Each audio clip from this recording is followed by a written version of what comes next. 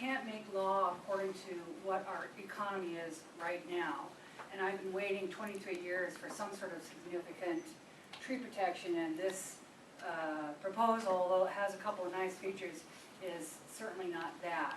So speaking for myself and probably a lot of people in Plain Amnesty, I would like to see, still need a tree permit for trees over 6 inches or 8 inches in diameter.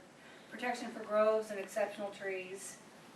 I think that when people are denied removing their exceptional tree, it'd be nice if we could give them a little pile of cash. It makes them feel a lot better, especially during the initial phase.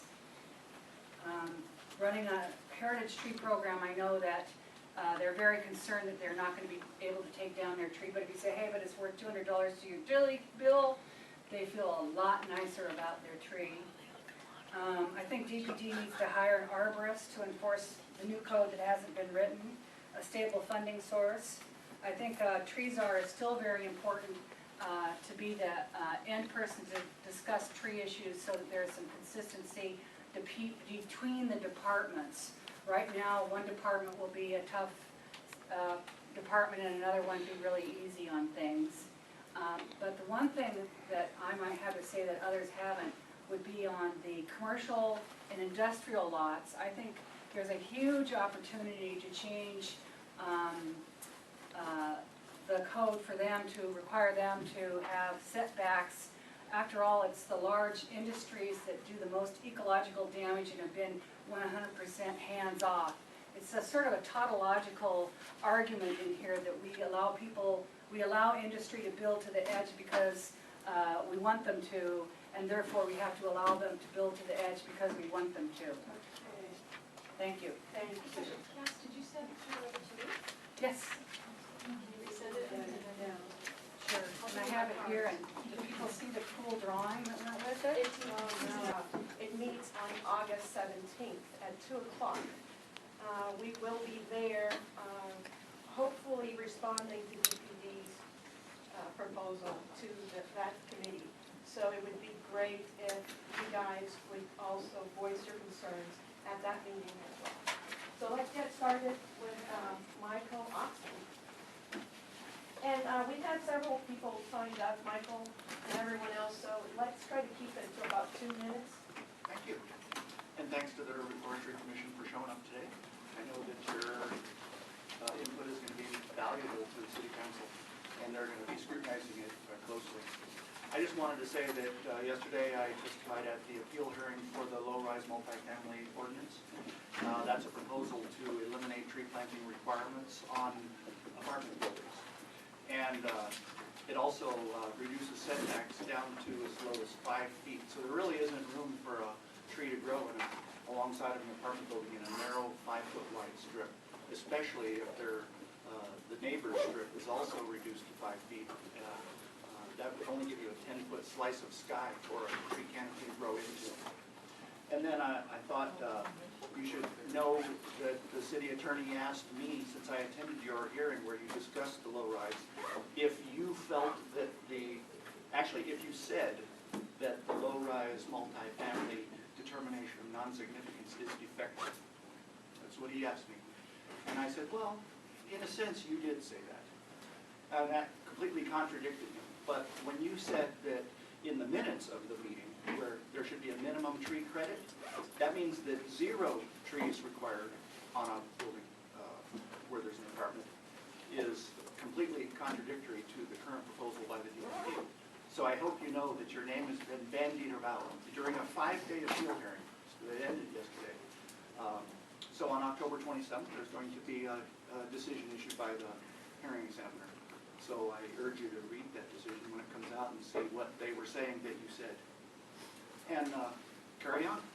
Thank you. This proposal, and I noticed that Resolution 3138 said, includes directives to enhance existing protection for trees, extend tree protection, expand and improve on existing tree protections, establish a comprehensive set of regulations. The very first directive is establish a requirement to obtain a permit before removing any tree, prohibit the removal of trees, establish permit review fees, establish criteria to permit the removal of trees or trees. The big one is establish a system of fines for tree removal, establish additional protections for all city designated exceptional trees.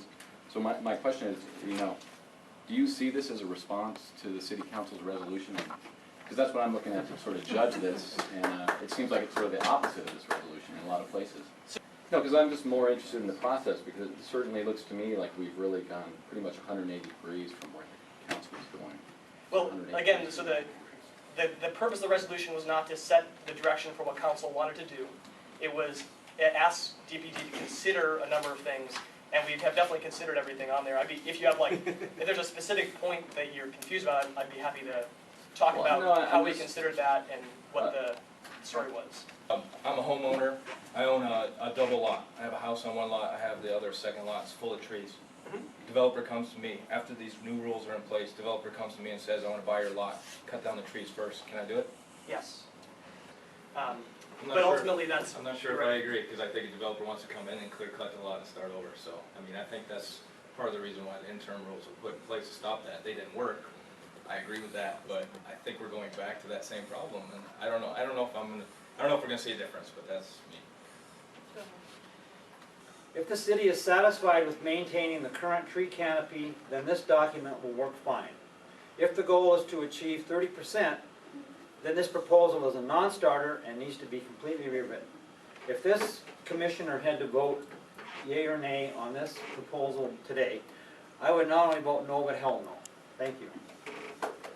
Thank you. Anyone else? It's striking to me that during the sort of biggest boom in development in the last probably 40 years, this new regulation would still cover only about, actually less than 1/thousandth of the private property in the city in any given year. 1.8 in 4 years is the number that you gave us, so. For single family. Oh, sorry. Oh, you're right. Okay. You know, it's Yeah, across the board. So this regulation really is not having much of has very little relevance on the canopy goals. And I think it's inappropriate. I mean, this document claims that it's gonna, that the proposal is aimed at improving overall canopy. And I find it hard to believe that when it's only effective on such a small portion of the city. The real question is, what is DPD proposing to do for the other 99% of the city? That's great. But I really wish that there was a more, and I don't want to say honest, because I don't want to imply that this is dishonest, but I'm going to say more honest because I can't find another word. I think the Attempt. term is disingenuous. Yeah. It's, there's a lot of verbiage up front about how this is to support the canopy goals, which really doesn't get at that. And then a lot of the data that's being put up front, we talked a lot about how that data came to be and the change in methodology, and it's being purported this 0.5% increase is a big deal, when actually we don't know that it's a deal at all. So it's a foundation of the fact we don't need to do a whole lot because the system isn't really broken, and that's really, we don't know that at all. So by putting that forward and then quoting the Urban Forest Commission and other task force saying that they're part of this process and supporting this proposal is really not accurate, and it's really, to me, it's a little troublesome to say that they're, it makes it sound like, and maybe it's just a matter of tweaking the language so it strikes a more honest tenor, but that basically that the comments from these different boards and task force are all embodied here and they're not. What did I say? Well, it's in here when it starts to quote, you know, all the different public meetings and things like that, and then it puts forward the proposal, like they are supporting the entire thing. It's in the upfront of the introduction of We this work on the proposal. wording of that because that was not the intent.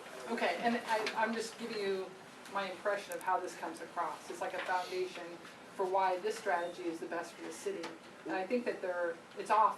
Old enough because we're not giving enough value to old trees and we're not holding them there. So I just want to consider that.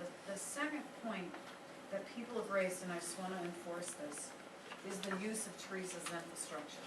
And I don't see that addressed there, but there's no equivalent understanding of the value of the infrastructure of that tree on my property. And so I think